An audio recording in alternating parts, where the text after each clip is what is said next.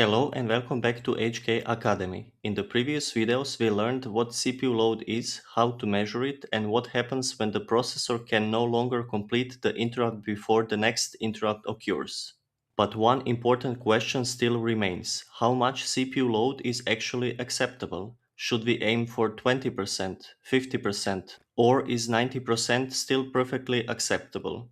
The answer may surprise you. There is no universal number. In this video, we will discuss the engineering factors that determine how much CPU load is actually acceptable in real digital power applications. The first thing to understand is that there is no universal CPU load limit. A CPU load of 80% may be perfectly acceptable in one application and completely unacceptable in another. It all depends on the application, the control algorithm, the selected microcontroller, and the overall software architecture. Because of that, asking for a single recommended CPU load percentage is usually the wrong question. The acceptable CPU load depends on everything the processor is expected to do. The control algorithm is only one part of the software. Modern digital power applications often include communication interfaces, diagnostic functions, safety monitoring, background tasks, DMA transfers, and in some devices, even a dedicated control law accelerator. All of these consume computational resources. Therefore, CPU load should always be evaluated in the context of the complete application rather than considering only the control algorithm itself.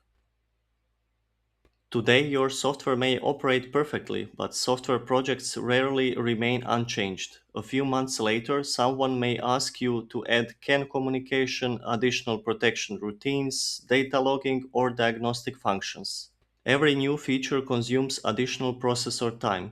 If the original design already operates very close to 100% CPU load, there may simply be no room left for future software expansions. This is one of the main reasons why I personally prefer leaving sufficient computational margin. Instead of trying to achieve the highest possible CPU utilization, I recommend focusing on reliable real-time operation. Measure the actual CPU load. Consider the worst-case execution time rather than the average execution time. Leave enough computational margin for future software features. And whenever significant software changes are introduced, measure the CPU load again. In practice, I prefer leaving enough headroom for future software expansions and worst-case execution scenarios rather than designing software that continuously operates at the computational limit. CPU load is not a design target, it is a design constraint. Let's briefly summarize what we have discussed. There is no universal CPU load limit that applies to every application. The acceptable CPU load depends on the complete software architecture, the selected hardware, and the timing requirements of the application. Always evaluate CPU load using the worst case execution time rather than the average execution time. Finally, leave sufficient computational margin whenever possible. A software project almost always grows over time, and today's spare CPU time often becomes tomorrow's opportunity to add new features without redesigning the entire system. In the next video, we will investigate another topic that has a direct impact on CPU load.